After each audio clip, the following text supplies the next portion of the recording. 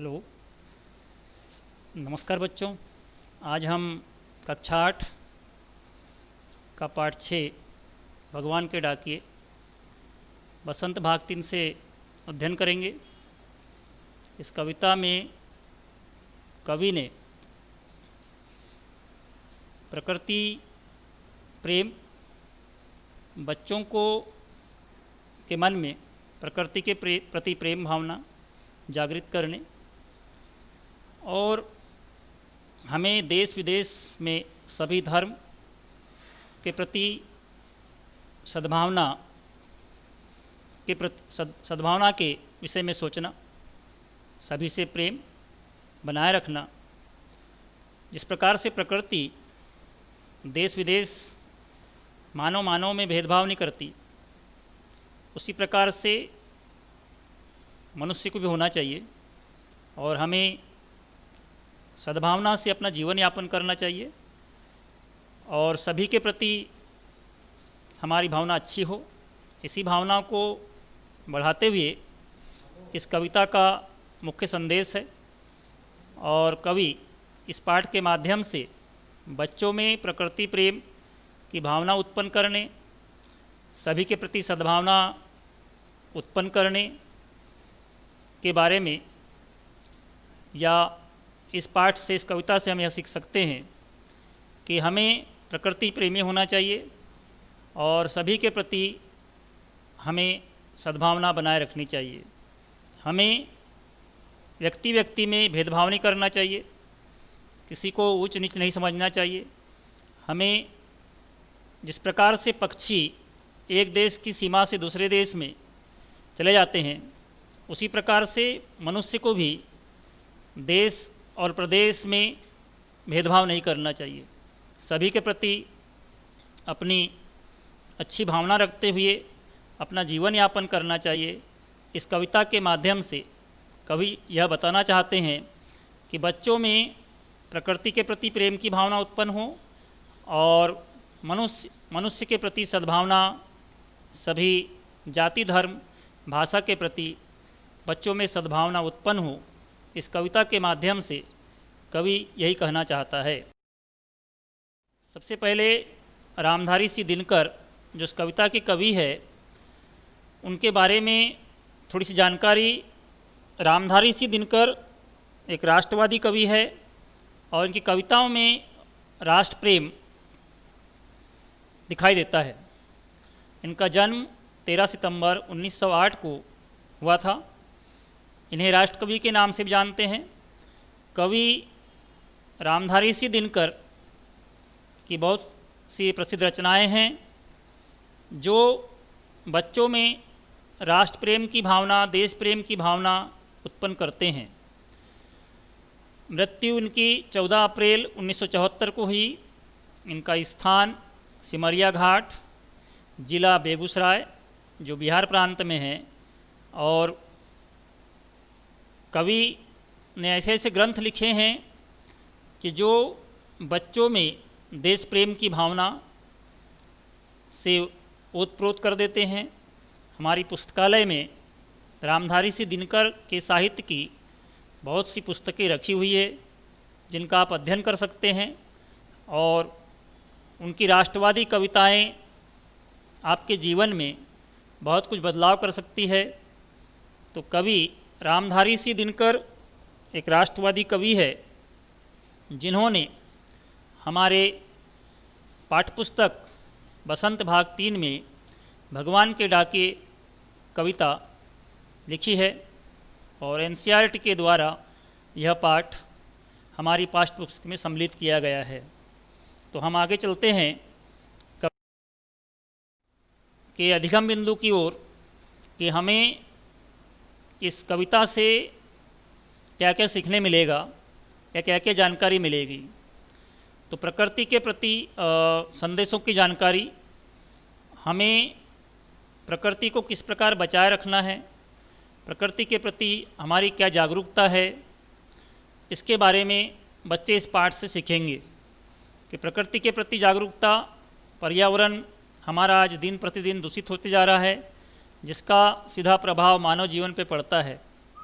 तो इस पाठ के माध्यम से बच्चे प्रकृति के प्रति जागरूक होंगे और जो है इस पाठ के साथ में शुद्ध लेखन क्षमता का विकास होगा, कविता लेखन, कविता गायन की कला का विकास, तर्कपूर्ण विचारधारा के साथ भाव संप्रेषण, बच्चे इस कविता को पढ़कर के अपने विचार प्रस्तुत कर सकते हैं, अपने भावों का संप्रेषण कर सकते हैं। कविता लेखन की क्षमता का विकास, इस कविता को पढ़कर के प्रकृति से जुड़ी हुई छोटी छोटी कविताएं बच्चे लिख सकते हैं और इस कविता लेखन की कला का उनमें विकास होगा और बच्चे अपने जीवन में प्रकृति के प्रति हर समय जागरूक होंगे और सद्भावना बनाए रखने के लिए तो ये अधिगम बिंदु इस पाठ से बच्चे क्या क्या सीख सकते हैं, कुछ क्रियाकलापों के माध्यम से। तो पाठ का जो सारांश है, इस कविता के द्वारा कवि कहते हैं कि भगवान बादलों के द्वारा पेड़ पौधे पहाड़ों के लिए संदेश भेजते हैं। बादलों द्वारा बरसाया गया जल अर्थात जो पानी बादलों के द्वारा जो बारिश होती है, वर्षा होती है, उस जल के लिए सुखद संदेश लाता है। कवि पूरे विश्व को एक मानता है और पूरे संसार को एक ही मानता है क्योंकि वो भेदभाव नहीं करते, क्योंकि प्रकृति ने दो देशों में फ़र्क नहीं समझा। यह फ़र्क तो केवल मनुष्य ने बनाया है कि यह भारत है, यह पाकिस्तान है, यह नेपाल है, यह भूटान है। प्रकृति कोई भेदभाव नहीं करती। एक देश की हवा दूसरी देश में जाने के लिए कोई रोक टोक नहीं है। वे कहते हैं एक देश से दूसरे देश को जाती सुगंध को कोई बांध नहीं सकता। और इस कविता की भाषा तत्सम तद्भव शब्दों से युक्त सरल भाषा है। तत्सम शब्द वे होते हैं जो संस्कृत भाषा से हिंदी भाषा में जैसे कि वैसे लिए गए हैं, वे तत्सम शब्द कहलाते हैं। और तद्भव शब्द वे होते हैं जिनका रूप बदल जाता है, संस्कृत भाषा से हिंदी भाषा में आते समय उनका रूप बदल जाता है। तो कवि की जो भाषा है तत्सम तद्भव शब्द से युक्त है और इनकी भाषा बहुत सरल है। भगवान बादलों के द्वारा पेड़ पौधे पहाड़ों के लिए संदेश भेजते हैं। हमारे जो प्रकृति है वो किसी तरह से भेदभाव नहीं करती। एक देश से दूसरे देश में बादल अपने पाली लेकर जाते हैं और न जाने कहाँ पर जाकर बरसते हैं। इस तरह से पेड़ पौधों की सुगंध, हवा और पहाड़ों के संदेश एक देश से दूसरे देश तक पहुँचते हैं। जब एक देश के बाद दूसरे देश पर बादल जाकर बरसते हैं तो इससे यह साबित होता है कि वे वहाँ का संदेश लेकर आए हैं। वास्तव में पूरी दुनिया ही एक ही ईश्वर ने उसे बनाया है। उसमें भेदभाव नहीं करना चाहिए क्योंकि प्रकृति ने दो देशों में फ़र्क नहीं किया है। उन्होंने कोई फ़र्क नहीं समझा कि फिर हम इंसान क्यों ऐसा करते हैं। हमें ऐसा नहीं करना चाहिए। हमें किसी तरह के भेदभाव को अपने दिलो दिमाग में नहीं रखना चाहिए और सभी को बराबर मानना चाहिए। सभी के प्रति हमें सद्भावना रखनी चाहिए और सभी के प्रति हमें प्रेम भावना रखते हुए अपना जीवन यापन करना चाहिए। मानवता और प्रेम की भावना को बढ़ावा देना चाहिए। यह सुंदर कविता इसी भाव से लिखी गई है और कवि इसमें बच्चों को प्रकृति प्रेम, आपस में भेदभाव नहीं करना और प्रकृति के प्रति हमारा क्या उत्तरदायित्व है इस बारे में रहे हैं। इस कविता में दिनकर जी यह बताते हैं कि पक्षी और बादल के डाकिए हैं। पक्षी और बादल भगवान के डाकिए हैं जो एक विशाल देश का संदेश दूसरे विशाल देश को जाते हैं। उनके लाए पत्र हम नहीं समझ पाते मगर पेड़ पौधे, जल और पहाड़ पढ़ लेते हैं। यहाँ कवि ने बादलों को हवा में और पक्षियों को पंखों पर तैरते दिखाया है। वे कहते हैं एक देश की सुगंधित हवा दूसरे देश के पक्षियों या पंखों द्वारा पहुँचती है इसी प्रकार बादलों के द्वारा एक देश का भाप दूसरे देश में वर्षा बनकर गिरता है। इस कविता में कवि का यह संदेश है कि पेड़ पौधे, जल, पहाड़ जो है प्रकृति के द्वारा लाए गया भगवान के डाके है, जो प्रकृति के द्वारा लाए हुए परिवर्तन को पढ़ लेते हैं। जैसे पेड़ पौधे के जो पत्ते हैं जब झड़ने लगते हैं तो हमें समझ में आ जाता है कि गर्मी का मौसम आया है। जब पेड़ पौधों में हरे पत्ते आ जाते हैं तो वर्षा ऋतु चालू हो जाती है। जल, नदियों का जल सूख जाता है तो प्रकृति का यह संदेश हमें मालूम होता है कि ग्रीष्म ऋतु आने वाली है। जब नदियों में जल बाढ़ के रूप में आ जाता है तो वर्षा ऋतु आ जाती है। यह प्रकृति का परिवर्तन है। पहाड़ के जो पेड़ पौधे हैं, पेड़ पौधों में हरे पत्ते आ गए, पहाड़ से कलकल नदियाँ बहती है तो लगता है वर्षा ऋतु का आगमन होने वाला है या आगमन हो गया है। वही जब नदियों का जल सूख जाता है तो हमें समझ में आता है कि ग्रीष्म ऋतु है। हवा का बदलाव या हवा की दिशा, पक्षियों का आगमन, पक्षियों का आना जाना, ये सब प्रकृति के परिवर्तन को पढ़ लेते हैं। और जब इनमें आपस में भेदभाव नहीं है कि एक देश का पक्षी दूसरे देश में नहीं जा सकता, एक देश का बादल दूसरे देश में हवा के साथ वर्षा कर देता है, जब प्रकृति भेदभाव नहीं करती है तो मनुष्य को भेदभाव नहीं करना चाहिए, जीवन यापन करना चाहिए। बच्चों, अब हम कविता की पंक्तियाँ लेते हैं। तो पहले कविता की पंक्ति का जो पहला पैराग्राफ है, पक्षी और बादल ये भगवान के डाकिए हैं जो एक महादेश से दूसरे महादेश को जाते हैं। हम तो समझ नहीं पाते हैं मगर उनकी लाई चिट्ठियाँ, पेड़ पौधे, पानी और पहाड़ बाँचते हैं। इस कविता को एक बार फिर से पढ़ेंगे। पक्षी और बादल ये भगवान के डाकिए हैं जो एक महादेश से दूसरे महादेश को जाते हैं। हम तो समझ नहीं पाते हैं मगर उनकी लाई चिट्ठियाँ, पेड़ पौधे, पानी और पहाड़ बाँचते हैं। तो बच्चों, इस कविता की पंक्तियाँ हैं, इन्हें भी आपको पढ़ना है। और पक्षी और बादल जो भगवान के डाके हैं, ये प्रकृति प्रेम पर आधारित कविता है। जो पैराग्राफ के शब्दार्थ है, डाकिए, संदेश देने वाला। डाकिए के बारे में आप लोग सभी जानते हैं, जो पोस्टमैन, उसका अंग्रेजी भाषा में स्थान रूपांतरण है, जो संदेश देने वाला। और आजकल बहुत से संदेश पहुंचाने के साधन हो गए हैं, ईमेल के माध्यम से, व्हाट्सएप के माध्यम से, यूट्यूब के माध्यम से, अन्य जो इलेक्ट्रॉनिक मीडिया है उसके माध्यम से हम संदेश पहुंचा सकते हैं। फिर भी आज गांव में देखेंगे पोस्टमैन डाके का बड़ा महत्व है।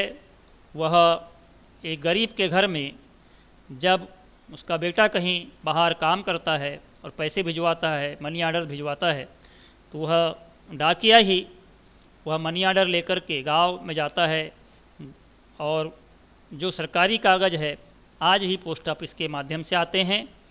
और आधुनिक युग में बहुत से साधन होने के बाद भी हमारे जीवन में डाके का बहुत बड़ा महत्व है। महादेश मतलब यह विशाल देश, इसका हिंदी शब्दार्थ होगा।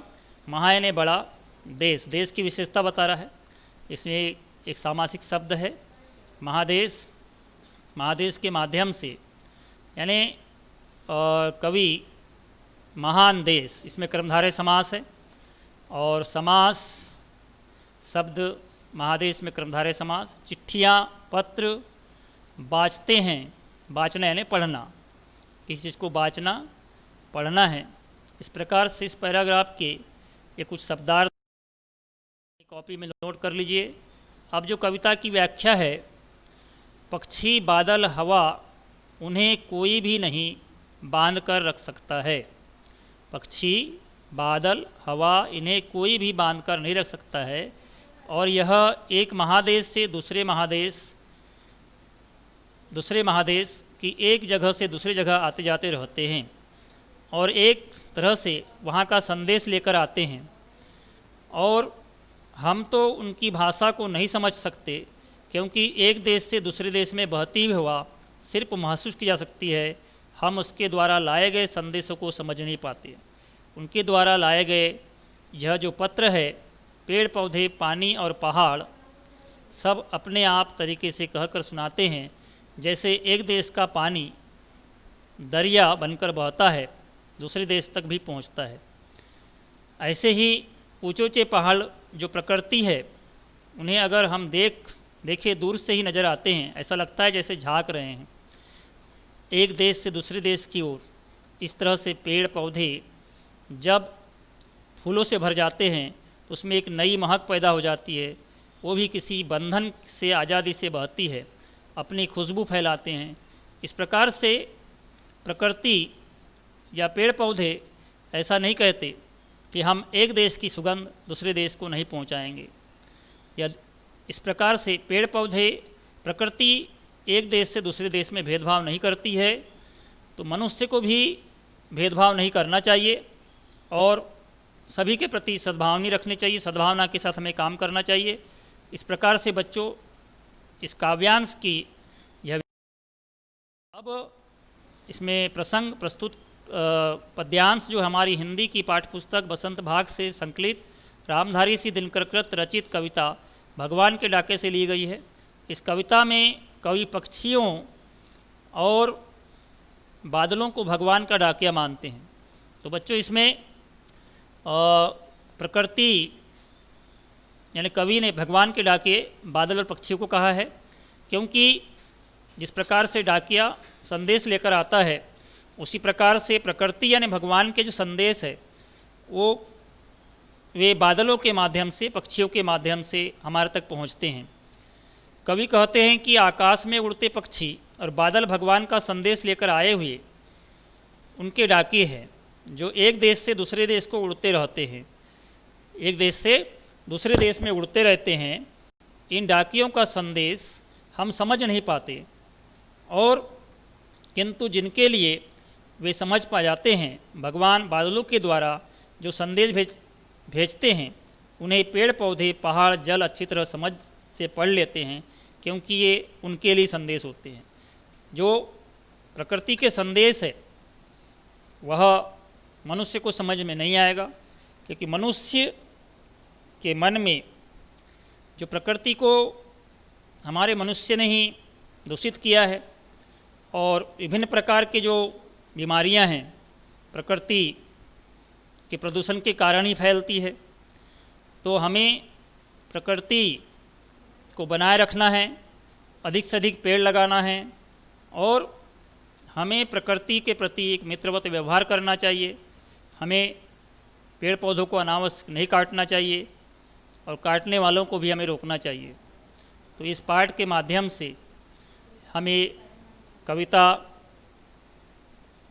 का संदेश बच्चों अपने समाज तक पहुंचा सकते हैं कि हमें प्रकृति प्रेमी होना चाहिए और सभी के प्रति सद्भावना होना चाहिए, और हमें प्रकृति को बचाए रखने के लिए विभिन्न आयामों का प्रयोग करना चाहिए। प्रकृति के माध्यम से ही हमारा जीवन संभव है, बिना प्रकृति के हमारा कोई औचित्य नहीं है और हमारा कोई स्थान नहीं है। तो यह कविता हमें प्रकृति प्रेमी बनाती है, प्रकृति के प्रति हमारी सद्भावना होनी चाहिए, और मनुष्य के प्रति देश देश में हमें बैर भेद नहीं रखना चाहिए, भेदभाव नहीं रखना चाहिए। हमें किसी धर्म के प्रति, किसी जाति के प्रति भेदभाव नहीं रखना चाहिए, सभी को अपना मानना चाहिए और सभी के प्रति हमें अच्छे विचार होना चाहिए। तो बच्चों आगे जो पैराग्राफ है, जो सेकंड काव्यांश है, उसके बढ़ते हैं। हम तो केवल यह आंकते हैं कि एक देश की धरती दूसरे देश को सुगंध भेजती है, और वह सौरभ हवा में तैरते हुए पक्षियों की पाखों पर तिरता है, और एक देश का भाप दूसरे देश में पानी बनकर गिरता है। तो फिर से इस कविता को, पैराग्राफ को पढ़ेंगे हम लोग। हम तो केवल यह आखते हैं कि एक देश की धरती दूसरे देश को सुगंध भेजती है और वह सौरभ हवा में तैरते हुए पक्षियों की पाखों पर तिरता है। एक देश का भाप दूसरे देश में पानी बनकर गिरता है। हम इससे इस काव्यांश के कुछ शब्दार्थ देखते हैं। केवल यानी सिर्फ, आख्ता अनुमान लगाना, धरती पृथ्वी, धरती के पर्यायवाची भू, धरा, वसुंधरा, पृथ्वी आदि शब्द है। सुगंध खुशबू, सौरभ खुशबू, ये दोनों शब्दों का समान अर्थ है। सौरभ और सुगंध दोनों एक ही है। पाखो यानी पंख, तिरता यानी तैरता, भाप यानी वाष्प। तो यहाँ पर बच्चों ये शब्दार्थ को अपनी जो कॉपी है, नोटबुक है, उसमें आप लिख लीजिए। इस कविता की व्याख्या जो है, कवि कहते हैं हम तो सिर्फ एक अंदाज़ा ही लगा सकते हैं कि एक देश की धरती दूसरे देश को खुशबू भेजती है। हम तो सिर्फ इतना ही अंदाज लगा सकते हैं कि जब हवा बहती है, पक्षी एक देश से दूसरे देश को जाते हैं और बादल बरसते हैं। इस धरती पर हम तो सिर्फ यह अंदाज़ा ही लगा सकते हैं कि एक देश की धरती दूसरे देश को अपनी सुगंध अर्थात खुशबू भेज रही है और यही हवा के द्वारा खुशबू चारों ओर फैल जाती है। कुछ पक्षी अपने साथ लेकर चले जाते हैं, कुछ हवा के साथ इधर उधर बहकर निकल जाती है।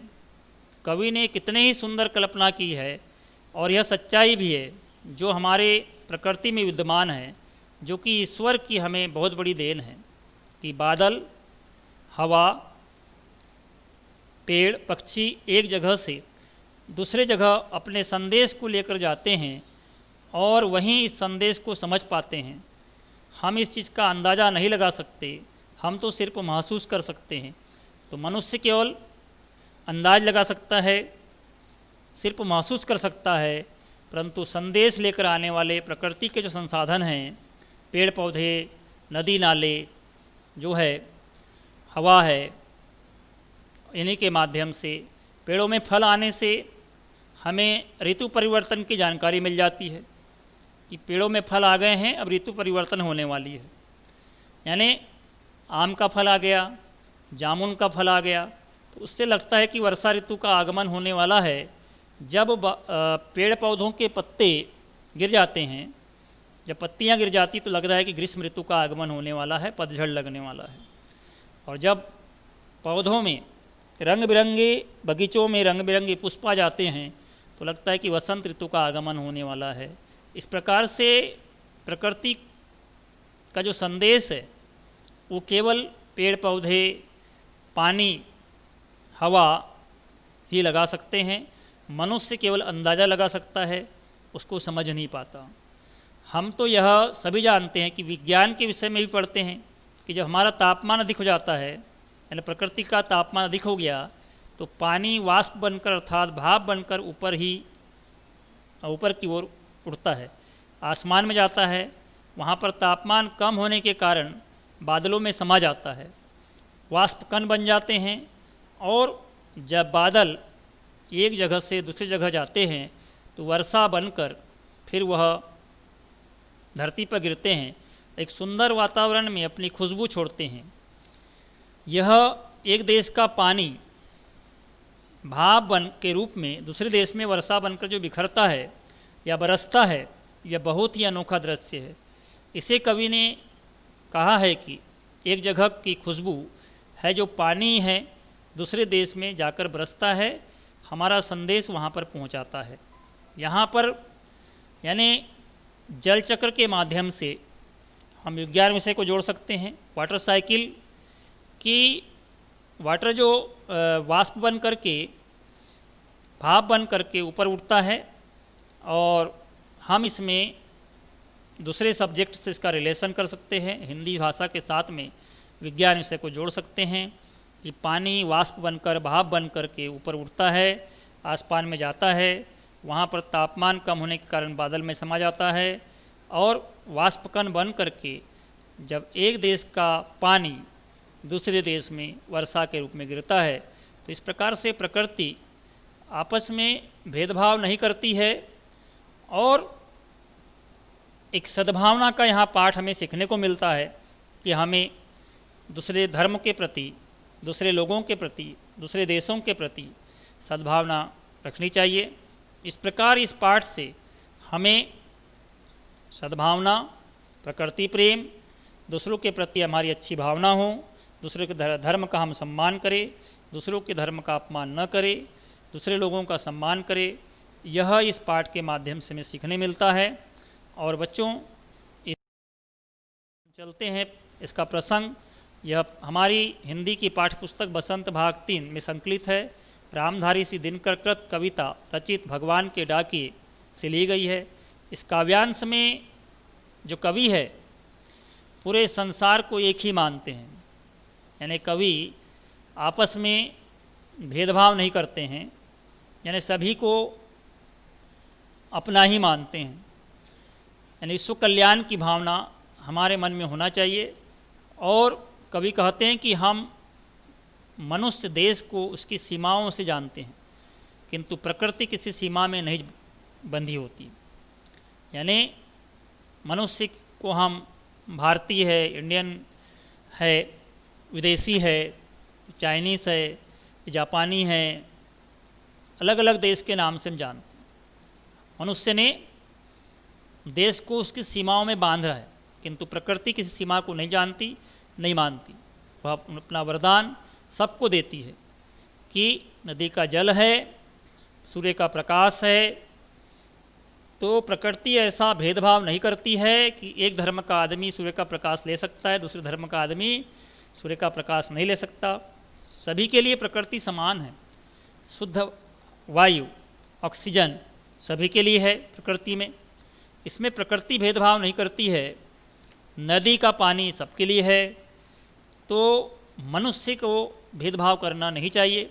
सुगंध किसी बंधन को नहीं मानते हुए एक देश से दूसरे देश तक उड़ जाती है। वही महक पक्षियों के पंखों पर बैठ करके इधर से उधर उड़ जाती है और एक देश से उड़ी भाप दूसरे देश में वर्षा बनकर बरसती रहती है। तो बच्चों, हम इस कविता में प्रकृति प्रेम के साथ साथ पर्यावरण को बढ़ावा देना, हमें अब पक्षी देखिए, जो पंछी है, पक्षी एक देश से दूसरे देश में जाएगा तो अपने साथ दाना चुगते हुए कुछ दाने वह अपनी चोंच में लिए हुए एक देश से दूसरे देश में जाएगा तो उसे कोई रोक टोक नहीं है। और वहाँ पे जाकर के वह हमें पर्यावरण के प्रति जागरूक करता है कि वह एक दाना यदि ज़मीन पर गिर गया, धरती पे गिर गया और वह बीज के रूप में अंकुरित हुआ और अंकुरित होने के बाद में वह पौधा बन जाता है। इस प्रकार जब हमारा पक्षी जो है वह हवा भी हमारे पर्यावरण को सही करती है। हवा के साथ में कुछ बीज हवा में उड़ जाते हैं और दूसरे देश में चले जाते हैं तो वहाँ पे वे बीज के रूप में एक पौधे के रूप में हो जाते हैं। तो इसी प्रकार जब हवा, पक्षी, नदी, नाले हमारे पर्यावरण को बनाए रखने के लिए कार्य करते हैं तो हमें भी पर्यावरण को बनाए रखने के लिए कार्य करना चाहिए। आज हमें संकल्प लेना चाहिए कि हम अपने जन्मदिन पर एक पेड़ अवश्य लगाएंगे प्रतिवर्ष और हमें पर्यावरण के प्रति जागरूक होना चाहिए आने वाली पीढ़ी के लिए। तभी हम अच्छा वातावरण, अच्छा जल छोड़ कर जा सकते हैं। तो इस पाठ से हमें यह सीखने को मिलता है कि हमें प्रकृति प्रेमी होना चाहिए, पर्यावरण के प्रति हमें जागरूक होना चाहिए और हमें आपस में भेदभाव नहीं करना चाहिए। सभी के प्रति, चाहे भाषा के आधार पे, जाति के आधार पे, धर्म के आधार पे हमें सद्भावना रखनी चाहिए और किसी से भेदभाव नहीं करना। पक्षी और बादल द्वारा लाई गई चिट्ठियों को कौन पढ़ सकता है? तो पक्षी और बादल द्वारा लाई गई चिट्ठियाँ पेड़ पौधे, पानी, पहाड़ और बाज सकते हैं, पढ़ सकते हैं। वहीं उनकी भाषा का जो समझ पाते हैं। तो इस प्रकार से कवि ने बताया है कि पक्षी और बादल द्वारा लाई गई चिट्ठियाँ जो है पेड़ पौधे, पानी, पहाड़ ही पढ़ पाते हैं। तो इस प्रकार से प्रकृति का वातावरण जो बदलाव आता है, तो पेड़ पौधे और पानी के माध्यम से, पहाड़ के माध्यम से जो प्रकृति की भाषा है उसको समझ पाते हैं, और मनुष्य भी इनको समझ पाते हैं कि वातावरण में कुछ इन पंक्तियों का क्या भाव है। इन पंक्तियों का क्या भाव है? कवि पक्षी और बादल प्रेम, सद्भाव, एकता का संदेश एक देश से दूसरे देश को भेजते हैं, और प्रकृति देश देश में भेदभाव नहीं करती। एक देश से उठा हुआ बादल दूसरे देश में बरस जाता है। तो यहाँ पर एक इन पंक्तियों में जो है कवि ने पक्षी और बादल भगवान के डाके हैं, वे एक महादेश से दूसरे महादेश को जाते हैं। इस पक्षी और बादल भगवान के डाके कविता के माध्यम से इस पंक्ति में कवि ने प्रेम, सद्भाव और एकता का संदेश दिया है कि जब बादल और पक्षी प्रेम भाव से एक देश से दूसरे देश में जा सकते हैं, हमें देश देश में भेदभाव नहीं करना चाहिए। एकता का संदेश ये पशु पक्षी देते हैं, बादल देते हैं। तो हमें इस प्रकार इन पंक्तियों के माध्यम से सीखने मिलता है। प्रकृति एक देश से दूसरे देश में भेदभाव नहीं करती है, इसलिए एक देश का जो भाप है, वाष्प है, दूसरे देश में पानी बनकर बरसता है। तो ये प्रकृति देश विदेश में भेदभाव नहीं करती। एक देश से उठा हुआ बादल दूसरे देश में गिरता है। इन पंक्तियों के माध्यम से कवि ने यहाँ पर बताने का प्रयास किया। पक्षी और बादल की चिट्ठियाँ में पेड़ पौधे, पानी और पहाड़ क्या पढ़ पाते हैं? हाँ, क्या पढ़ पाते हैं? तो इसमें क्या पढ़ पाते हैं, ऐसा प्रश्न है। तो हाँ, पढ़ पाते हैं। भगवान पूरे विश्व को एक मानता है, वह भेदभाव नहीं करता है, अपना प्रेम सभी में बराबर बांटते हैं। उनका ये प्रेम बादलों द्वारा पानी के रूप में धरती पे आता है। पानी के बिना इसमें हम जल बचाओ पे आधारित ड्राइंग कंपटीशन करा सकते हैं। इसमें एक एक्टिविटी बच्चों के माध्यम से, एक्टिविटी बेस टीचिंग यदि है, तो जल बचाओ के रूप में धरती पर आता है। जल बचाना चाहिए, क्योंकि जल है तो कल है, और बिना पानी के जीवन की हम कल्पना नहीं कर सकते। तो पानी के बिना सब शून्य है। बिन पानी सब सुन, रही मन पानी राखी, पानी गए न उबरे मोती मानुष चुन। पानी धरती पे आता है जो पेड़ पौधे के जीवन में जीवन को पढ़ पाता है। इसे ही पेड़ पौधे, पानी और पहाड़ पढ़ते हैं। तो पक्षी और बादल की चिट्ठियों को पेड़ पौधे, पानी क्या पढ़ पाते हैं? क्योंकि इस प्रकार से जब पेड़ पौधों में हरे हरे पत्ते आ जाते हैं, नदियों में पानी भर जाता है, पहाड़ों में हरियाली हो जाती है, तो ये समझ में आता है कि बादल आ गए हैं, वर्षा ऋतु होने वाली है। पक्षियों का आगमन होने से भी हमें वातावरण के परिवर्तन की या ऋतु परिवर्तन की हमें जानकारी मिल जाती है कि एक देश के पक्षी दूसरे देश में जाते हैं, तो उससे समझ में आ जाता है कि अब ऋतु परिवर्तन होने वाला है और जीवन में बदलाव होने वाले हैं। एक देश की धरती दूसरे देश को सुगंध भेजती है। इस कथन का भाव स्पष्ट कीजिए। अगला प्रश्न था, एक देश की धरती दूसरे देश को सुगंध भेजती है, इस कथन का भाव स्पष्ट कीजिए। एक देश की धरती दूसरे देश को सुगंध भेजती है, इस कवि का भाव यही है कि एक देश की धरती दूसरे देश को प्यार और सौहार्द भेजती है। यहाँ सुगंध भाईचारे का प्रतीक है और गंध जो है प्यार का प्रतीक है कि हमें देश में भेदभाव नहीं करना चाहिए, सभी के प्रति भाईचारे की भावना रखनी चाहिए। सभी देश के प्रति हमारे मन में प्रेम भावना होनी चाहिए सभी देशवासियों के प्रति, चाहे विदेश का रहने वाला हो, उसके प्रति भी हमें सद्भावना रखनी चाहिए, प्रेम की भावना रखनी चाहिए। तो यहाँ पे एक देश की धरती दूसरे देश को सुगंध भेजती है, इस कथन का यही तात्पर्य है, अर्थ है कि हम आपस में प्रेम भाव से रहे, आपस में हम भेदभाव न करें और सभी के प्रति हम सद्भावना बनाए रखें, सभी के प्रति भाईचारे की भावना रखें।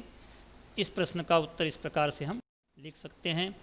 तो जांच के लिए जो बिंदु है, जांच के लिए बिंदु इसमें बच्चों के प्रश्नोत्तरी के माध्यम से लिखित परीक्षा लेकर के हम इसमें जांच कर सकते हैं बच्चों की। दूसरा, सामूहिक चर्चा जल बचाओ अभियान के ऊपर बच्चों से सामूहिक चर्चा करा सकते हैं कि जल बचाओ, जल है तो कल है, इस प्रकार के स्लोगन के पर वाद विवाद करा सकते हैं। जल के बिना जीवन संभव नहीं है, पेड़ लगाओ, सभी धर्म एक समान, इस प्रकार के बहुत से जो टॉपिक है जिनके ऊपर हम चर्चा कर सकते हैं, बच्चों को सामूहिक चर्चा करा सकते हैं। और गृह कार्य बच्चों को दे करके, जैसे बच्चों हमारे जीवन में डाकिये की क्या भूमिका है और डाकिये की भूमिका पर 10 वाक्य लिखिए। दूसरा, आप कहीं घूमने गए हैं, वहाँ के प्राकृतिक वातावरण को देखा है, तो प्राकृतिक वातावरण को देखने के बाद में वहाँ के प्राकृतिक वातावरण का वर्णन पत्र के माध्यम से अपने मित्र को दे सकते हैं। ये पत्र लेखन का एक गृह कार्य हो जाएगा। और पर्यावरण प्रदूषण या पर्यावरण से बचने, हमें पर्यावरण को बचाए रखना किस प्रकार से, यह निबंध लेखन के लिए गृह कार्य हो सकता है। इस प्रकार से धन्यवाद बच्चों, आपका दिन शुभ मंगलमय हो।